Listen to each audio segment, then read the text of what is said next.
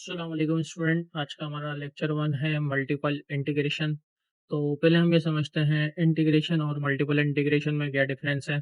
जिन student ने integration नहीं पढ़ी, जैसे बायो के जो स्टूडेंट्स हैं या जिन्होंने क्लास 12 के अंदर इंटीग्रेशन नहीं पढ़ी, उनको चाहिए कि पहले वो इंटीग्रेशन को समझें, उसको पढ़ें, ताकि जो है वो मल्टीपल इंटीग्रेशन को आसानी से पढ़ सके।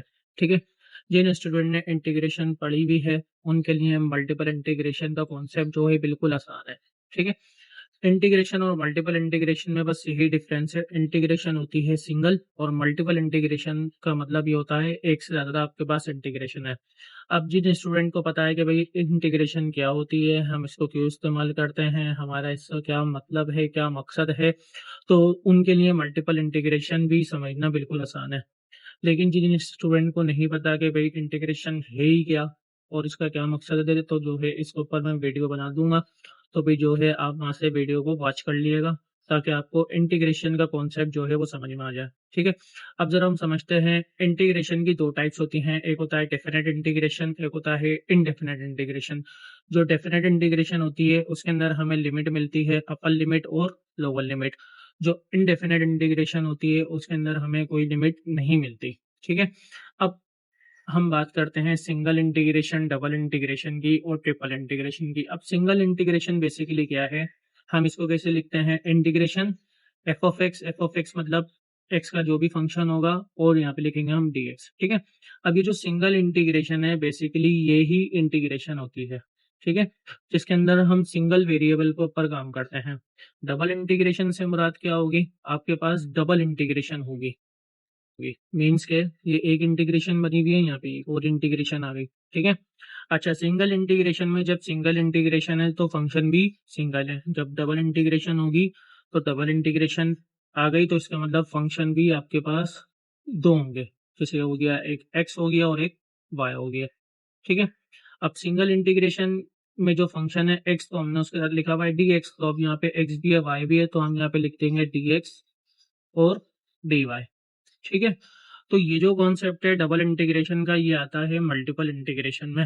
अब मल्टीपल का मतलब होता है एक से ज्यादा, तो एक से ज्यादा ये हो गया डबल इंटीग्रेशन। अब जरा ट्रिपल इंटीग्रेशन की बात कर लेते हैं। इसके अंदर कितनी इंटीग्रेशन होंगी, तीन होंगी। ये एक हो गई, ये दो हो गई और ये तीन हो गई। ठीक है। अब इसमें भी जो फंक्शन होगा वो इसी तरीके से होगा, जैसे एक्स हो गया, वाई हो गया और ये हो गया टी। ठीक है। तो अब हमने जैसे कि एक्स के साथ क्या लिया था डी एक्स, वाई के साथ लिया था डी वाई, तो यहाँ पे भी ऐसे लेंगे, ये हो जाएगा डी एक्स डी वाई और ये हो जाएगा डी टी। ठीक है। तो ये है हमारे पास ट्रिपल इंटीग्रेशन। ठीक है। लेकिन हमें पढ़नी है मल्टीपल इंटीग्रेशन। तो मल्टीपल इंटीग्रेशन में क्या होगा, हमारे पास एक इंटीग्रेशन, दो इंटीग्रेशन, लेकिन अब ये क्योंकि एक से ज्यादा इंटीग्रेशन पे काम होगा तो इस तरीके से हमारे पास इनफाइनाइट इंटीग्रेशन तक चले जाएगा। ठीक है। जब इनफाइनाइट इंटीग्रेशन होगी तो उसका फंक्शन भी क्या होंगे, इनफाइनाइट होंगे। जैसे ए हो गया, बी हो गया और ये भी आपके पास कहाँ तक चले जाएगा, इनफाइनाइट तक। ठीक है।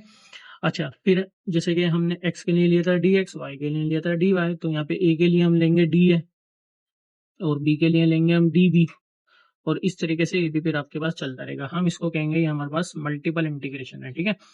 सिंगल इंटीग्रेशन को वही हम कहते हैं इंटीग्रेशन जिन स्टूडेंट ने पढ़ी है, उनको पता है कि हम इसको किस तरीके से सॉल्व करते हैं।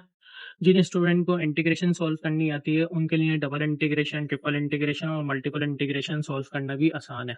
ठीक है। तो आज हम स्टार्ट करेंगे डबल इंटीग्रेशन, फिर हम चलेंगे ट्रिपल इंटीग्रेशन पे, फिर हम मल्टीपल चलेंगे। ठीक है। तो हमारा आज का टॉपिक होगा डबल इंटीग्रेशन, जो कि हमारी मल्टीपल इंटीग्रेशन में ही आएगा। अब डबल इंटीग्रेशन को लिखने का क्या वे है, डबल इंटीग्रेशन ये हो गई, दो इंटीग्रेशन है, दो फंक्शन है X comma Y, D Y upon D X. अच्छा, डबल इंटीग्रेशन का मकसद ये होता है कि आप जो अब जो काम करोगे वो 2D डायमेंशन में करोगे। मीन्स के एक्स में भी करोगे और वाई में भी करोगे। ठीक है। डबल डायमेंशन में काम करोगे। अब इसको हम कितने वे में लिख सकते हैं, जैसे कि यहाँ पे मैंने इसको सपोज कर लिया भाई, ये आई आई मतलब इंटीग्रेशन, मतलब कि इसका टोटल जो इंटीग्रेशन निकलेगा वो हो गया I equal to double integration function x comma Y D y और डी एक्स। ठीक है। अब ये है कि हम इसको इस तरीके से भी लिख सकते हैं कि इंटीग्रेशन, फिर ब्रैकेट, फिर इंटीग्रेशन, फिर फंक्शन डी वाई और डी एक्स। अब ये क्या कॉन्सेप्ट है लिखने का, हम इसके अंदर पहले समझते हैं कि जो डबल इंटीग्रेशन है, ये जो ये वाली इंटीग्रेशन है, ये किसके लिए होगी? डी वाई के लिए होगी। ठीक है? मतलब कि हम यहाँ पे जो इंटीग्रेशन लेंगे वो किसके रिस्पेक्ट से लेंगे? वाई के रिस्पेक्ट से लेंगे। ठीक है? और ये वाली जो इंटीग्रेशन होगी ये होगी डी एक्स के लिए। मतलब जब हम यहाँ पे इंटीग्रेशन लेंगे तो किसके रिस्पेक्ट से लेंगे? एक्स के रिस्पेक्ट से लेंगे। ठीक है? अब हम ज़रा इसको इस वे में भी लिख सकते हैं। अब ज़रा इसको समझते हैं कि किस तरीके से लिखा गया है ये।